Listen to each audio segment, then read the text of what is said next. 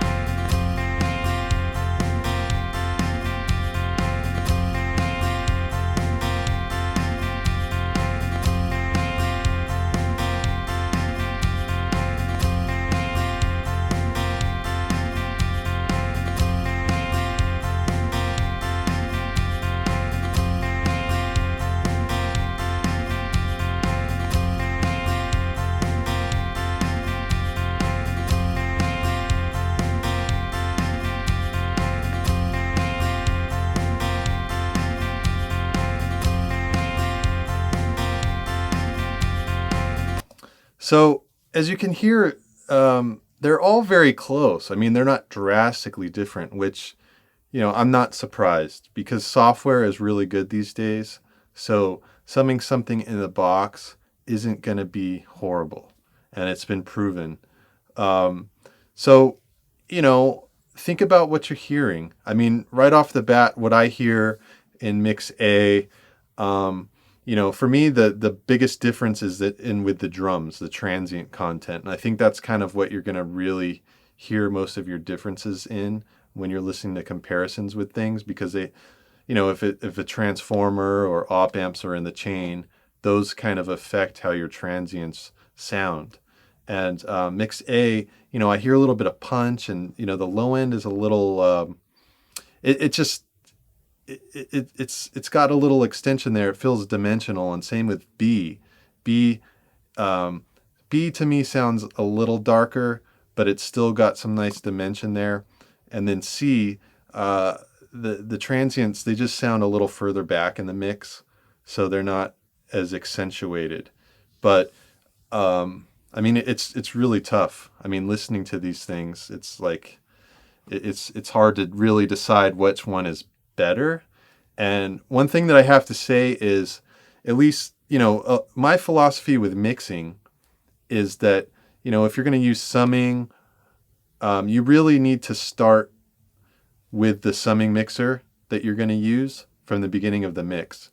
Because, like I said, with op amps and transformers in the chain, your level adjustments and EQ and all that stuff, it's in relation to the unit that you're summing. So it's going to react different. If you crank the snare, something with, it might round off the transient a little more and add more compression, or, as where a different box might not do that or whatever. So, so this is just an example. It's not, it's really hard to have a definitive comparison, but what I like about this is I did not mix this song. So I want it to be an honest comparison, and you just hear what you hear, and let me know what you think. So, all right, so let's go over to the verse here, and we'll loop this section and listen to the same thing. This one, there'll be vocals, so you can kind of hear if you hear any difference in how it's affecting the vocal in the mix. Everyone says that it's no big deal. Nothing a little more time won't heal. Everyone says that it's no big deal. Nothing a little more time won't heal. Everyone says that it's no big deal. Nothing a little more time won't heal. Everyone says that it's no big deal. Nothing a little more time won't heal. Everyone says that it's no big deal. Nothing a little more time won't heal. Everyone says that it's no big deal. Nothing a little more time won't heal. Everyone says that it's no big deal. Nothing a little more time won't heal. Everyone says that it's no big deal. Nothing a little more time won't heal. Everyone says that it's no big deal. Nothing a little more time won't heal. Okay, so let's move over to the chorus and listen to that.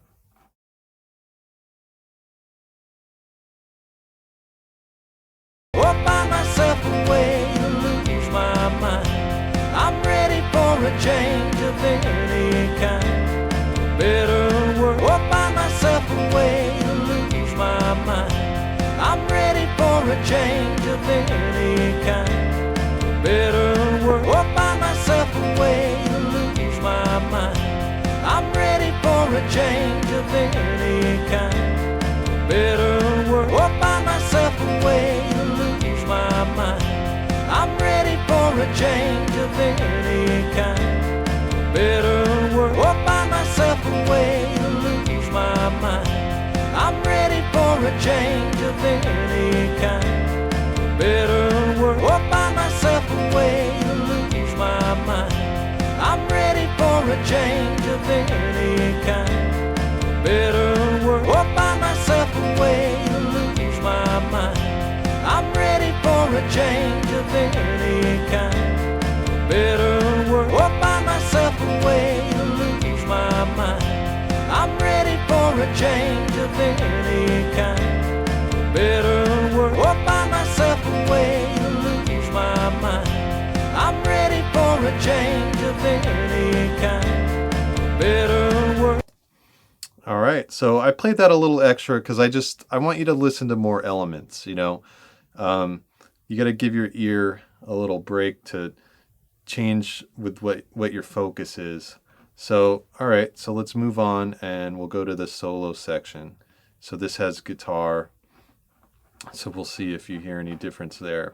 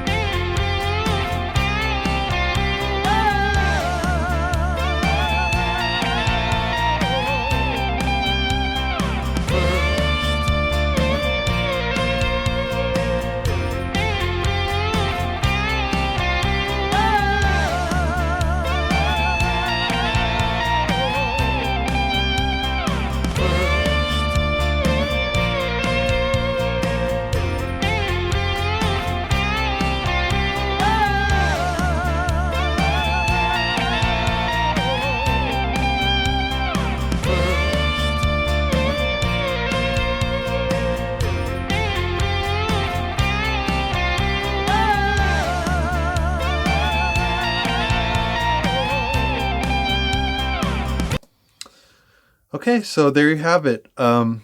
So now in a second here, I'll reveal which one is which, and I ask, please, don't spoil it for those that haven't watched this yet. So please try and refrain from posting it, which one is which, because I want people to have the chance to hear it. And the whole point of this video was that I understand that some people have trouble comparing things, and maybe they don't have access to fly in the files that I provided on Dropbox on their own. So I just wanted to kind of, create this so that everybody can have a fair chance at listening and learn from it. So here it is. Here's a screenshot. I took a picture from my iPhone on the Pro Tools session so that you can see which one is which. And so mix A is the Oracle. Mix B is the Soundcraft Ghost, and mix C is in the box. So I didn't want to comment too much on it until I revealed what it was, because I want you guys to kind of form your own opinions.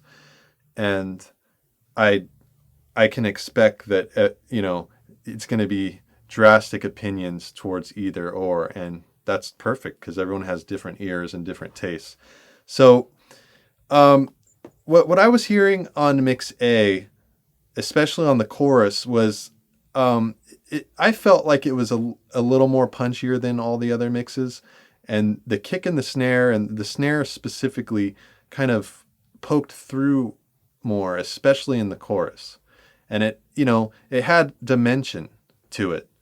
And the Soundcraft Ghost, it was slightly more rounded off. I felt it was a little more darker. Maybe it felt a little more glued. The guy who mixed it is very familiar with that console, so it's no surprise that the mix sounds really good for mix B, because he was hearing it off of that console as he mixed it. But so I think that's great. And mix C wasn't bad, but what I hear is dimension. It's lacking dimension, I should say. Just when the kick and the snare hit, it's just like it just kind of sounds small. And mix A and B, they had a little bit of weight to it, and there's a little more dimension.